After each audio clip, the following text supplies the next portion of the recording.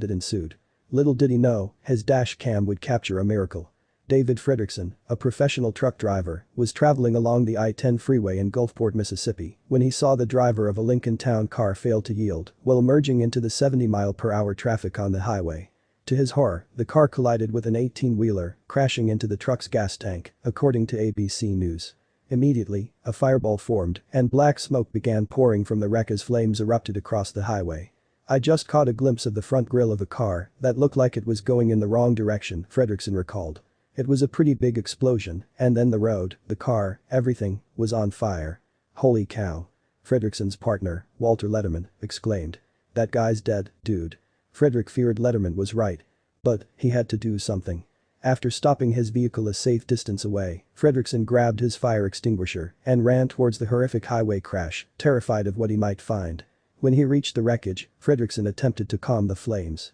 "When I got out of the truck and I pulled the pin of his fire extinguisher, I just automatically started praying, 'God, please don't let me have to deal with somebody halfway burned alive, screaming, or have to see kids in here. I mean, I didn't want to see something like that. My first reaction was that they were dead," Fredrickson admitted. But he was wrong. As Fredrickson fought the fire, something caught his eye. "I saw this little head pop up in the back window, and immediately, I thought, wow, they're alive," he recalled, according to CBN. A 51-year-old woman and a toddler, who was later reported to be the woman's grandchild, were trapped inside. "We noticed there was a lady in the front, kicking the front seat, the door, trying to get out, and when we opened the door, I noticed a 1-year-old little girl in the back seat," Fredrickson recalled. As he tried to help pull the door open, he knew time was running out. "I heard the metal bending. I'm a pretty good-sized guy, and if you watch the video, you can see that I'm struggling pretty hard to get it open," he said. Struggling to free the woman and her granddaughter, a desperate Fredrickson continued to pray. Once more, he asked God for divine intervention, then a miracle happened. "At that point, what else could I do?" he said, recalling the feeling of defeat he was experiencing at that moment. "I had never been in a situation like that before." But he wasn't about to give up. Other motorists came to help, and finally, the door broke free. Then, in the back seat, that little head, I saw it pop up again, and out of the corner of my eye, I saw some other people showing up, and so I reached into the back seat and I grabbed the little girl. I reached in, and she grabbed me around the neck," Fredrickson explained. "She was pretty happy when I grabbed her out of there."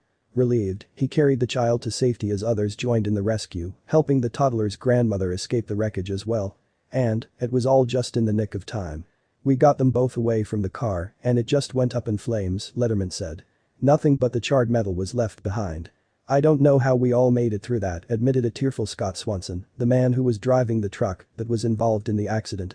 But, making it out alive wasn't the only miracle that took place that day. According to police, the unidentified woman and toddler had only suffered minor injuries, thanks to Fredrickson's quick thinking. But, that's not all. As the trucker saved the day, he was also remarkably unscathed. "The car was on fire, and I didn't burn my hands. It wasn't hot," Fredrickson relayed in disbelief, adding that he believes God intervened, using him to help rescue the two victims. "I believe that he protected me and protected them," he said. "If I had been 20 seconds sooner, I would have been down the road. If it would have been 10 seconds sooner, it would have been me she hit. I've never met that lady, but I am just very happy that I was able to help her that day," Fredrickson explained. "It seems surreal that they were okay," he added. "I mean, I didn't think anyone could survive that, truthfully."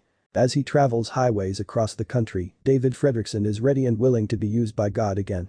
"When you see something like this, you have no other choice," Fredrickson said. "When you have a relationship with God, the supernatural happens all the time," he explained. "God puts people where they need to be. That little girl, God's got a purpose for her, and that's why he protected her that day," Fredrickson added before concluding. "It just reassures me that, if God needs me and he puts me in front of somebody that needs my help, then I'm going to help them. You've just got to listen to God."